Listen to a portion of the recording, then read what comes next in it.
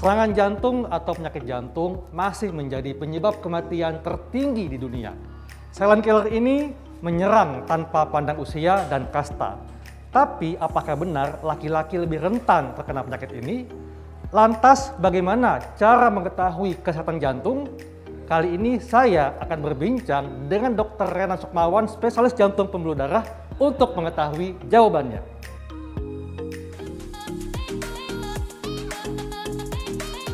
Serangan jantung atau penyakit jantung ini kan sudah banyak diderita oleh segala usia dan berbagai kalangan.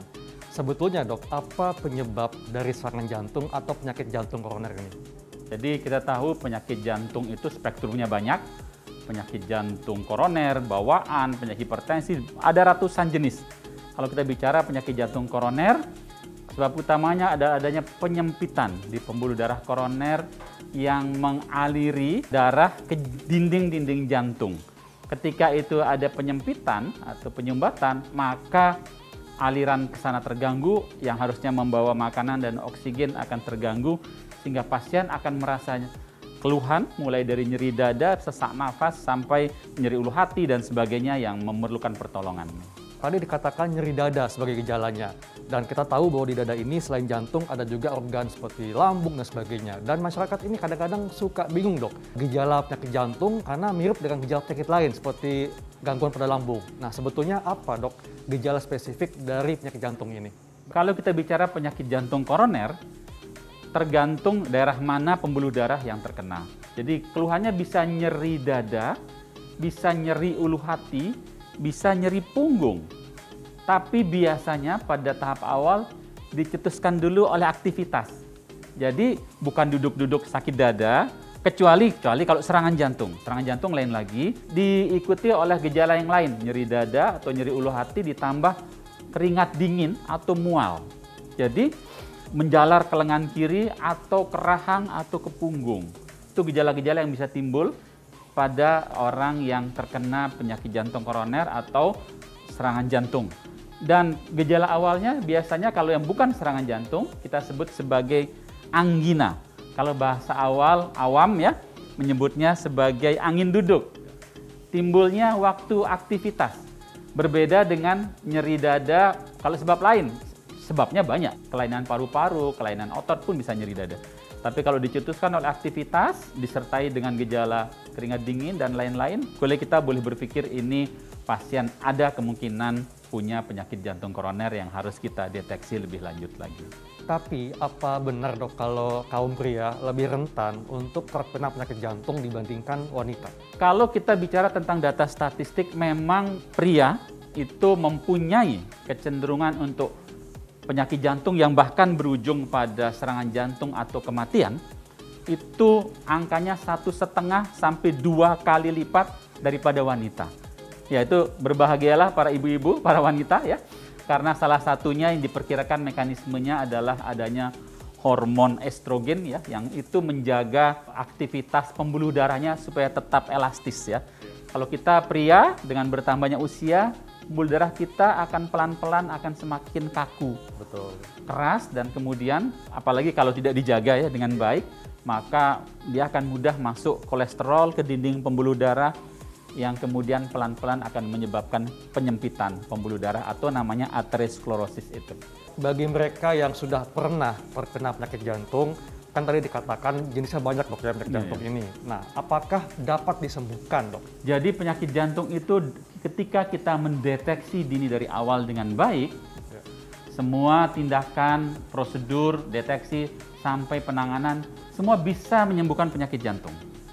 Kecuali misalnya penyakit yang sudah sangat lanjut, ya, terlambat di bawah, atau tidak terdeteksi dengan baik dari awal, bisa saja memang yang kita bisa lakukan prosedur-prosedur paliatif namanya. Tetapi sebagian besar kalau kita bisa deteksi dari awal berbagai jenis penyakit jantung ini dengan baik, kita punya berbagai cara untuk deteksi itu, tahapan pemeriksaan kita lakukan, sebagian besar penyakit jantung dan pembuluh darah bisa kita sembuhkan, kita tangani, sehingga pasien bisa kembali beraktivitas seperti sebelum terkena penyakit jantung dan pembuluh darah yang lalu. Selain deteksi di rumah sakit, apakah ada cara yang dapat dilakukan masyarakat untuk mengetahui kondisi jantungnya misalnya dalam kehidupan kesehariannya? Ya, ini sangat penting untuk masyarakat kita memperhatikan keluhan ketika beraktivitas. Kalau sebelumnya masyarakat kita ini bisa berjalan 100 meter atau naik tangga 2 lantai tanpa keluhan. Iya. Ketika itu tiba-tiba ada gangguan fungsi yang sebelumnya bisa naik 2 lantai jadi nggak bisa, atau jalan 100 meter biasanya bisa jauh tapi ini jalan sedikit saja udah mulai sesak, nyeri dada, rasa nggak enak di dada bersama dengan keringat dingin. Pada kondisi itulah maka kita baiknya lakukan screening ya, pemeriksaan lebih lanjut. Atau misalnya selama ini bisa goes ya aktif bergerak bersepeda ya, bisa beberapa putaran, sekarang kok rasanya sedikit putaran saja sudah mulai sesak. Betul. Dan tidak harus gejalanya nyeri dada, bisa juga misalnya nafas pendek. Kalau bahasa Inggrisnya shortness of breath. Jadi kok dok nafas saya nggak nyampe gitu, nggak nyampe. Jadi yang selama ini kuat tapi kok rasanya nggak nyampe. Nah itu kita perlu telaah lebih lanjut. Biasanya itu juga bisa gejala awal dari apa yang kita sebut angina atau angin duduk tadi, dan ini bisa kita deteksi lebih lanjut. Bagaimana tahapan untuk mengetahui kondisi kesehatan jantung dan mendeteksi adanya gangguan? Kita menggali yang tadi, faktor resiko yang 5 tadi, ada darah tinggi, merokok, dan lain-lain tadi. Kemudian kita lihat apa keluhannya selama ini. Oh, dia bilang bahwa dia jalan sedikit selama ini 100 meter kuat, ternyata sekarang menjadi nggak kuat. Nah, itulah kita buktikan lebih lanjut. Ya. Maka kita lakukan pemeriksaan awal yang namanya pemeriksaan EKG dulu, rekam jantung. Ya. Kemudian, rekam jantung ini kita konfirmasi lagi dengan pemeriksaan treadmill. Kenapa treadmill ini penting sekali? Sering sekali orang mengira bahwa merekam jantung bisa memperlihatkan kelainan. Tetapi rekaman yang paling baik yang kita lakukan justru pada saat aktivitas seperti ini. Ini yang namanya treadmill test. Pada saat treadmill test ini seolah-olah dia disuruh beraktivitas. Seolah-olah dia disuruh jalan naik tangga, sama dengan jalan naik tangga tadi, atau sama dengan lari 100 meter tadi. Kemudian dibuktikan apakah terjadi perubahan rekaman jantung. Jadi kita lihat di situ ada dipantau terus rekamannya. Ketika terjadi perubahan di situ, kita sebut sebagai treadmill test positif. Ini yang kemudian kita tindak lanjuti kalau pernah dengar untuk betul-betul ngecek sumbatan dengan kateterisasi. Ya, kalau dia hasilnya positif, ada tanda-tanda yang kita cari dari sini. Terutama waktu dia beraktivitas atau treadmill pada menit yang agak tinggi, misalnya 5 menit, 6 menit, 7 menit. Ketika itu dia mulai memacu jantungnya untuk bekerja. Sehingga beban jantung menjadi lebih berat, maka timbullah perubahan rekaman itu. Jadi nggak terdeteksi waktu tiduran tadi. Waktu di EKG saat tidur nggak terdeteksi. Terdeteksinya saat dia beraktivitas pada menit-menit yang saya sebutkan tadi. Makin cepat perubahannya, makin tinggi positifnya ya. Jadinya kadang-kadang yang sudah penyumbatannya berat, ya banyak misalnya, baru treadmill sebentar saja rekamannya sudah berubah.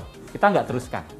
Jadi treadmill ini bukan untuk melihat berapa kuat, ini terutama untuk kita, itu juga bisa, tetapi terutama untuk mendeteksi perubahan rekaman ketika pasien ini kita minta untuk beraktivitas. Jadi seolah-olah dia bekerja atau beraktivitas, lihat perubahan rekaman jantungnya. Ini yang kita lakukan. Jadi dengan ini maka kita bisa mengarahkan atau bisa kita pikirkan pasien ini punya penyakit jantung koroner apa tidak. Ya.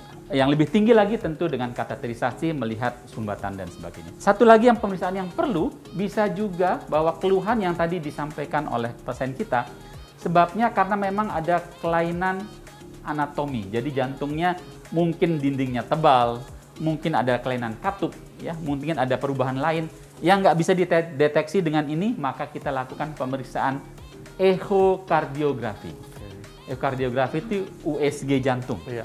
Dua pemeriksaan ini paling penting untuk mendeteksi penyakit jantung. Saya boleh katakan bahwa 80-90% sudah bisa kita arahkan. Sebenarnya pasien ini punya penyakit jantung apa tidak dan arahnya penyakit jantung yang mana. Kemudian tahapnya yang mana. Bahkan kita bisa mulai memberi terapi atau memikirkan tindakan lebih lanjut untuk pasien kita. Jadi nanti kita pastikan arahnya kemana, nanti lihatnya supaya temannya baca. Bagus ya Pak? Ada beberapa tips yang mudah untuk kita dapat terhindar dari penyakit jantung dan pembuluh darah yang kita sebut sebagai fenomena sehat. Jadi gampangnya sehat itu kita mulai dari huruf S, seimbangkan gizi, E-nya enyahkan rokok, hanya hadapi stres, ya hadapi. Kemudian A-nya awasi tekanan darah, T-nya teratur berolahraga. Dengan demikian, maka kita bisa mulai dari diri kita, keluarga kita, untuk bersama-sama melakukan supaya terhindar dari penyakit jantung dan pembuluh darah. Dan bila sudah ada gejala-gejala menyertai, maka segera datangi fasilitas kesehatan terdekat dan kita bisa melakukan pemeriksaan-pemeriksaan yang lebih detail untuk memastikan semoga kita semua sehat dan terhindar dari penyakit jantung dan pembuluh darah. Itulah tadi perbincangan saya dengan Dr. Renat Sukmawan, spesialis jantung pembuluh darah. Saya Dr. Khalil Syari untuk Hidup Sehat Plus.